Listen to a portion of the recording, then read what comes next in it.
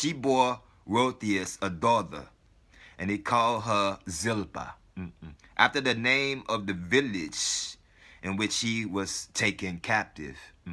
His second daughter he called Bilhah, saying, my daughter is impetuous, for hardly was she born when she hastened to suckle. I was fleet of foot like a deer, and my father Jacob appointed me to be his messenger. And in his blessing he called me a hind let loose.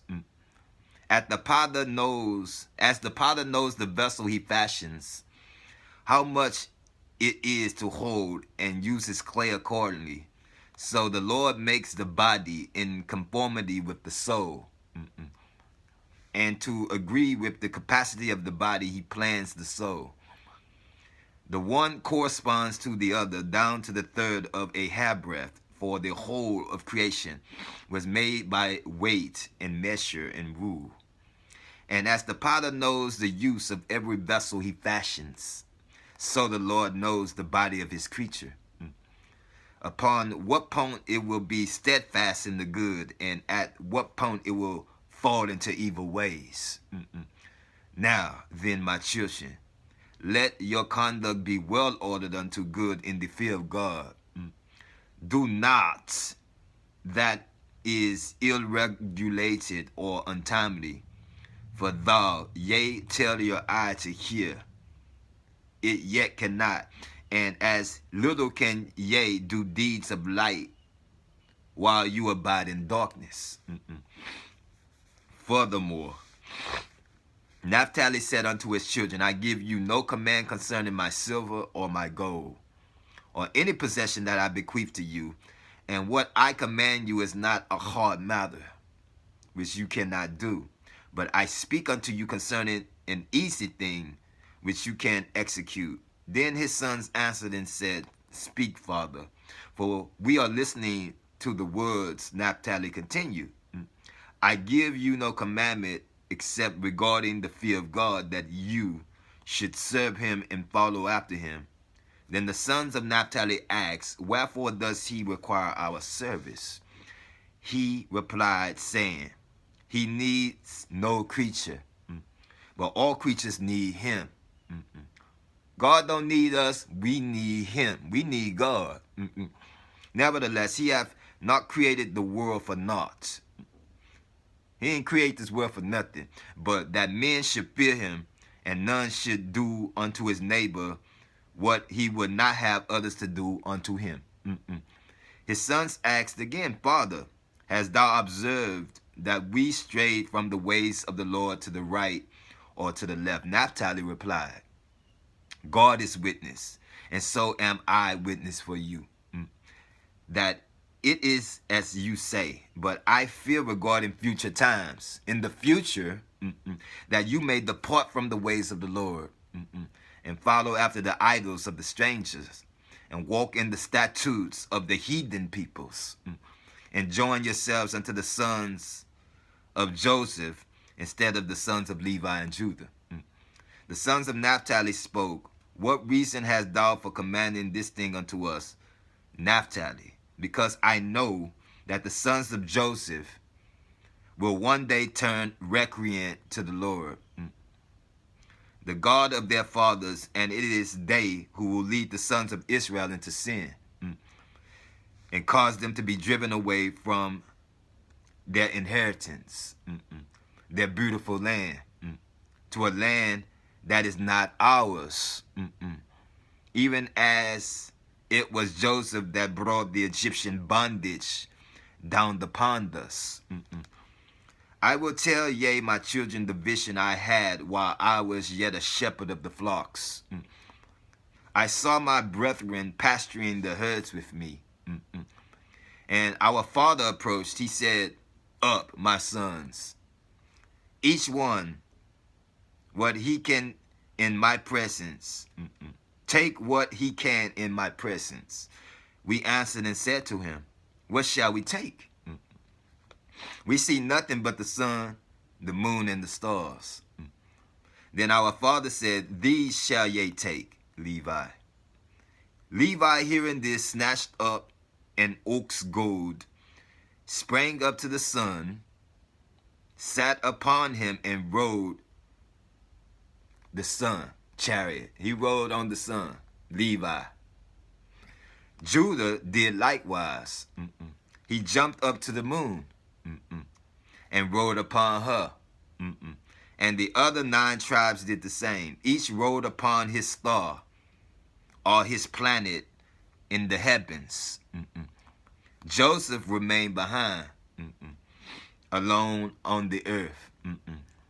And our father Jacob said to him, my son, why hast thou not done like thy brethren? Joseph answered, what right have men born of woman to be in the heavens?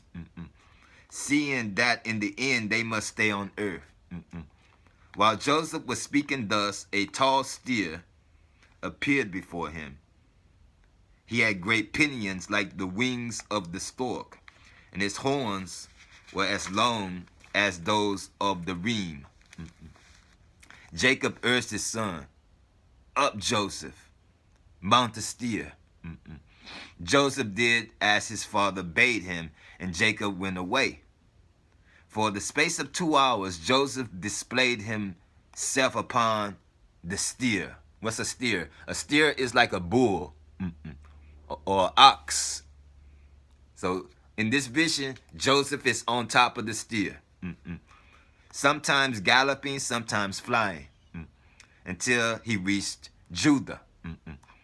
Then Joseph unfolded the standard in his hand and began to rain blows down upon Judah with it. And when his brothers demanded the reason for his treatment, he said, because thou hast 12 rods in thine hand, and I have but one. Give thine to me, and peace shall prevail between us. But Judah refused to do his bidding, and Joseph beat him until he dropped 10 rods, and only 2 remained in his clutch. Joseph now invited his brethren to abandon Judah and follow after him. They all did thus except Benjamin, who stayed true to Judah. Levi was grieved over the desertion of Judah, and he descended from the sun. Toward the end of the day, a storm broke out, and it scattered the brethren, so that no 2 were together. When I gave an account of my vision to my father Jacob, he said, it is but a dream. It can neither help nor harm. A short while thereafter, another vision was revealed to me. I saw us all together with our father at the shores of the sea. And a ship appeared in the midst of the sea. And it had neither sailors nor other crewmen. Our father spake, do you see what I see? And when he answered what that we did, he commanded us to follow him.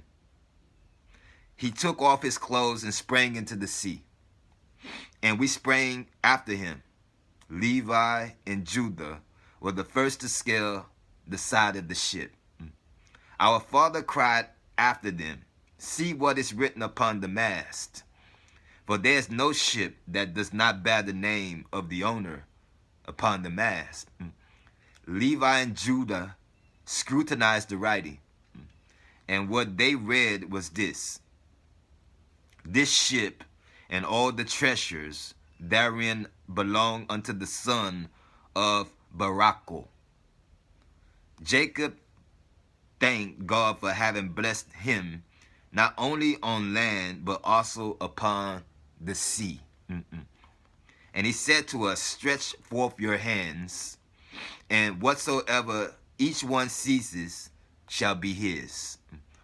Levi caught hold of the big mast, Judah of the second mast. Next to Levi's and the other brethren, with the exception of Joseph, took the oars. And Jacob himself seized the two rudders, wherewith to guide the ship.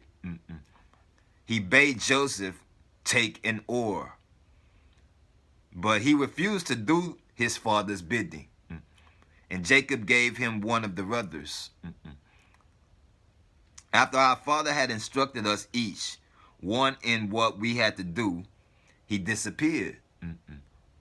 So when the father, who is Israel, told the rest of the 12 sons what to do, he left the command unto them for their future. He disappeared from them. Whereupon Joseph took possession of the second rudder too. All went smoothly for a time, as long as Judah and Joseph acted together in harmony with each other. Everything went well. When the two kingdoms, Judah and Joseph, which is Jerusalem and Shiloh, when they worked together, everything went smoothly. So when they acted together in harmony with each other, so everything went just fine. And Judah kept Joseph informed in what direction to steer the ship, because he saw his family as the 12 tribes were on the ship in this vision right here of Naphtali. All right, here we go. So when Joseph obeyed Judah's words, who was the older brother, everything went fine. All right. They was like on the sea, right? This is like the Argonauts. This is the classical mythical story called the Argonauts. Jason and the Argonauts. And I said in the earlier program, Joseph and the Israelites, who the Greeks translated Phoenician into Greek language. Okay. So when Joseph and Judah acted together in harmony with each other, everything went smooth. All right. Judah kept Joseph informed in what direction to steer the ship. But a fight broke out between them, between the house of Judah and the house of Joseph. Joseph was northern Israel, Judah is southern Israel. They had a fight. A fight broke out between them, and Joseph did not guide the vessel in the way his father had commanded him, and Judah attempted to direct him and tell him what to do, and the vessel was wrecked upon the rock. They wrecked the ship. That's our family. Our family was that vessel right there, the house of Israel, and it was steered into the wrong direction, and it had a wreck upon the rock. Levi and Judah descended from the mast, and likewise the other brethren left the ship and escaped to the shore. At this moment, Jacob appeared, and he found us scattered in all directions of the sea. Like it's 7 seas on the earth. We were scattered, the 12 tribes of Israel, in each direction. This is the mythical lost tribes of Israel, who are the sole inheritors over the land of Egypt. Egypt belongs to us. America belongs to us. But now we are scattered in all the directions because this vessel, our family, is a ship. On the belly of the ship is the tabernacle Zion. She was carried on the belly of a ship, right? Just like Noah's Ark in the Bible. We are from the belly of a ship. And our shipwrecked.